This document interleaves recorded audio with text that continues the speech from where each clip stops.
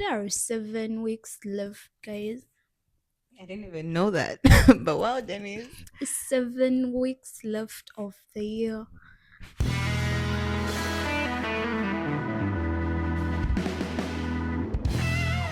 Welcome back to the Gap on the Grind. As usual, I'm your host, Denise. And I'm precious. And we are so glad to have you guys here in this episode. If you're watching, don't forget to like, comment, subscribe. Don't forget to check us out on Spotify, Apple Podcasts, Amazon Music. Don't forget to share. So, usually we started off with announcing the winner for draft pick last week, but this week we are doing it a bit different. Don't forget to stick around for an announcement at the end of the episode regarding draft pick. So today was our first snow day here in Toronto. Oh my god. I don't know what time you woke up, Denise, but when I woke up, I wanted to go to church this morning. But when I woke up and looked outside the window, I was like, oh wow. Yeah, I think I slept really late. hmm Same, because I think I slept at around 5 a.m.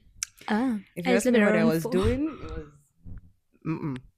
I don't say I can't say why I slept late, but I slept late. And then I got up at around I thought I was getting up at around 9:10. It was 1 p.m.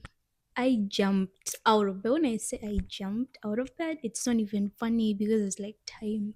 I don't know. And then by the time I didn't open any curtains, didn't look outside any windows, I got ready, showered, got dressed, whatever, without looking at the world, at the outside world at all, only to look out after I was fully ready in my energy, and I'm like, it's snowing. And the snow wasn't a joke. I mean, it's not as heavy, but then it's been like a bit of light snow, but it has filled up so fast because I heard it was going to be about 10 centimeters of snow. I've not moved out, but by the time I moved out, it was like white all over the place. I love snow. Your I favorite season, huh? no actually my favorite season is fall, but I mean if I was to choose between two extremes, oh, winter over summer any day. Interesting. Yeah. Mm. Anyway, yeah. I guess seasonal depression is about to start hitting. For people, yeah, I don't know. I love winter a bit more than I love the summer because, well, I think we've talked about this before. You can always put on more clothes, but then with the summer, you I can know. only take off as much. Yeah. hmm Anyway, so for this week we are just, as you guys, as we all know, it's November, soon approaching mid-November. I think by the time this episode comes out, it is gonna be mid-November. We are all in that season of we set goals. I mean, I think we all did. We set We did, goals at the yes. beginning of 2025. By 2025, I'll have bought a car. You know, that wasn't part of my I goals. I would have gone to France.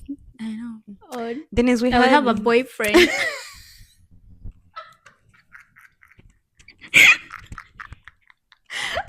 Anyway, and so with all that goal setting, just a question I had: what is it about January 1st? What's the magic of January 1st? Why is everyone always leaping towards that day? I mean, I understand the whole shift from one year to another, but why does it seem like for most people, whether I want to admit it or not, it almost gives this idea of a fresh start? You're like, it's a new year, new me. Everyone is now set goals. People are building those vision boards. I've seen a couple pop up on my social media, and I'm like, huh, you guys are studying. Kids already started. All the paper cutting. Oh my god, there is this sound that's been popping up on my TikTok as well. It's always I think it started in the 2022 and now the 2022 season comes to Ah, an end. I know it. Mhm. I don't know, I love it. I'm always looking forward to it. And then they always do like this song in the background that goes along with it. So I've forgotten this year's song, but yeah, you know what I mean. Yeah, I think it's just what Precious, what kind of person are you? Because there are two different. I think there are maybe three different people around this season. There are people who are now panicking over the fact that all the goals they set at the beginning of this year have not been fulfilled. People who are thinking, I only have what, but there's about 7 weeks left. 2025. I said I would read like 40 books. I've read one or barely any, and there are people who are like, you know what? This year is now over. Let me build that vision for 2026. And that's what they're working on now. They've fully thrown out all their 2025 plans, working towards what do I want 2026. That's why they're dedicating the rest of the 7 weeks to. And then the people who've just given up and they're like, well, what's the point? I already Yeah, failed. exactly. So, where would you place What kind yourself? of person am I? I'm the kind of person that gets the rush to fulfill everything that I had planned and haven't done. I of course I did have, of course I had a resolution list at the beginning of the year, right? But recently I looked at it. I mean, it's November. I'm getting the December rush. Okay, what did I accomplish? What did I Mhm. not? Safe to say, most of the things I'm like, yay, I actually made it. Apart from that France trip that I wanted, I'm the kind of person that gets the adrenaline rush and be like, okay, I haven't done this. I have to do this. I have to do it in the fastest. I have as little as much time that is there. So I'm like, okay, I'm trying to fit everything in these 2 months so that I'm done with it. And I actually do all that stuff. Like, say you've done only 10% or 2%, which is most likely of your list. I can actually do it in these last 2 months. Yeah, I think that was just part of another question is which mindset is healthier? Because to a degree, you think of, okay, people who are just moving on from the goals and setting new goals. 2025 is going to seem like a dead year, could seem like a dead year to them, but was it really?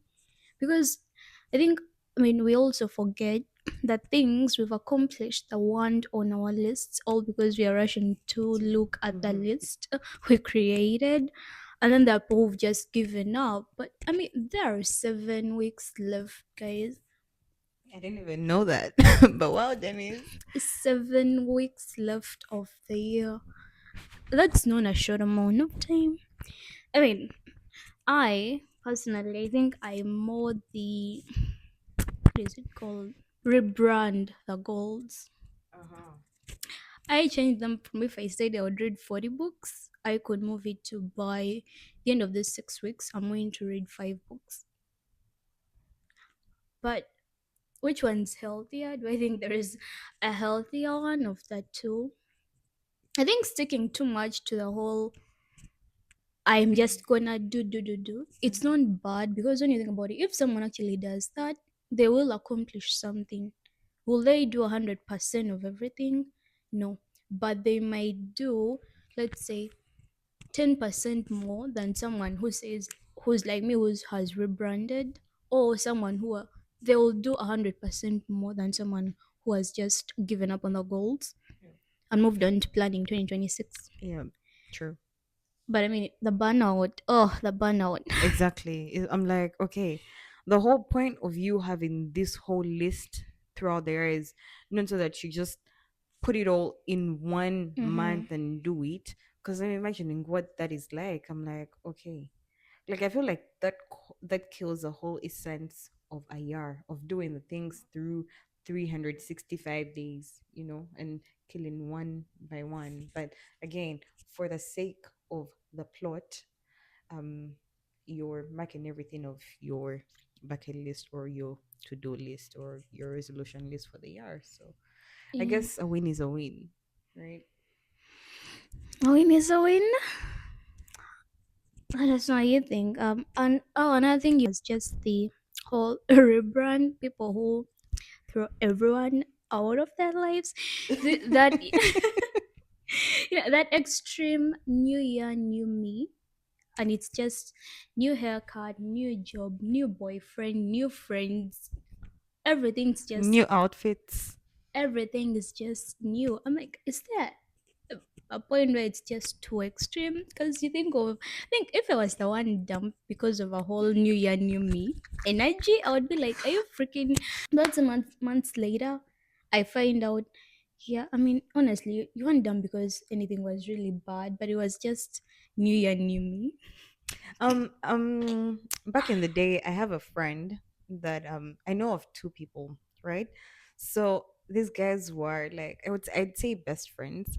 So they're talking to each other, and well, this person X tells person Y that they're talking like can't believe we're ending, we can't believe we're ending another year single, like each of us.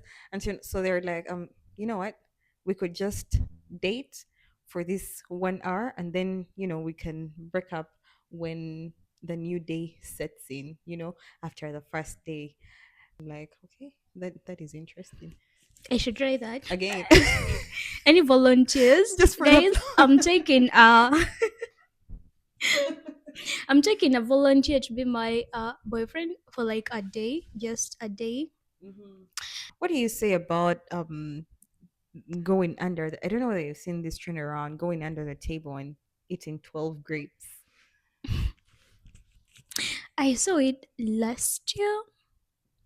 I haven't. It hasn't popped up in my phone this year, but I did see it sometime last year. People doing it, and my brain, I'm like, what are we doing again? I think it's just more. I don't understand it fully. So what's it about again? The whole grape eating from under tables.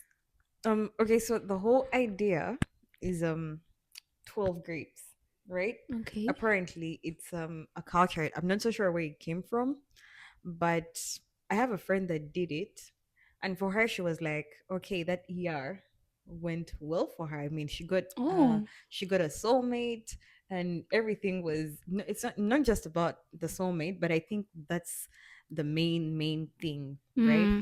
So going under the table is basically for you to get a soulmate, and then eating 12 grapes, I think one grape for each month. So immediately it clocks midnight.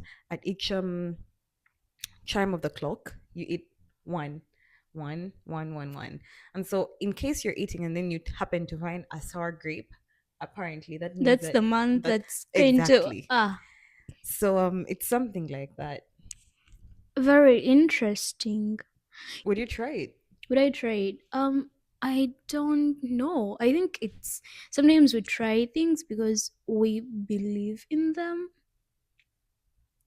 It's not something that I have enough information about to even believe in or to be like it works or enough data.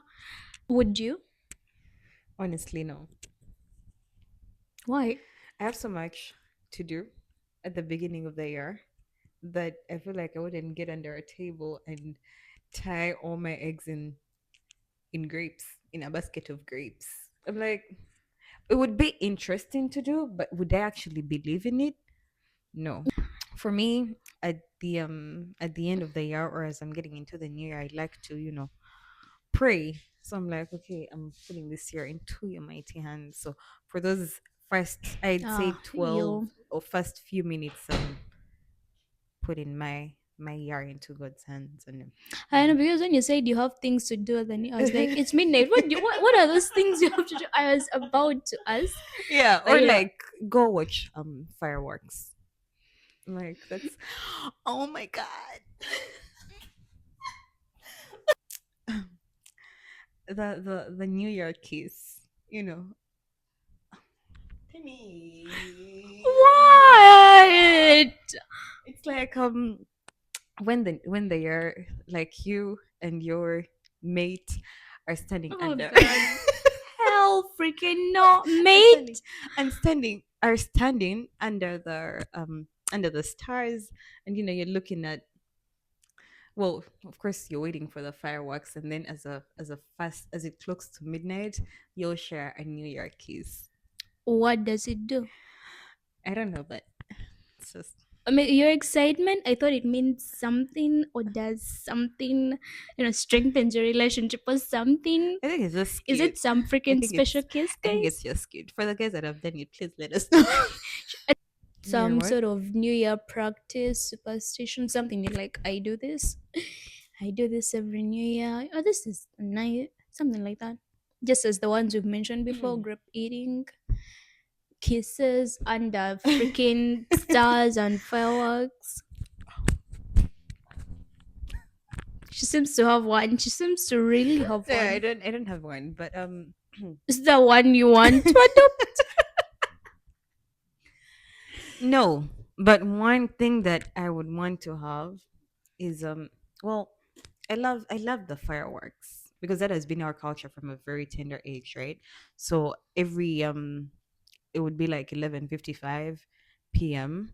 31st December, and we just go out to watch the fireworks, as like a family or something.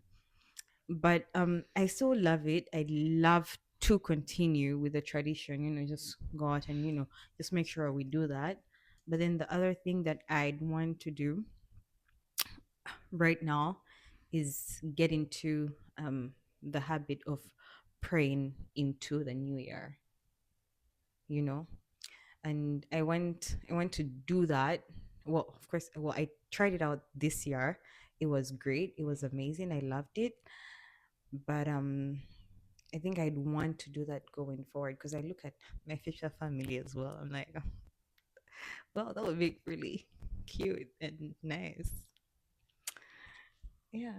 Yeah, that's very cute. And your Denise? I said something in my first episode was my year now begins in September. So you guys are behind.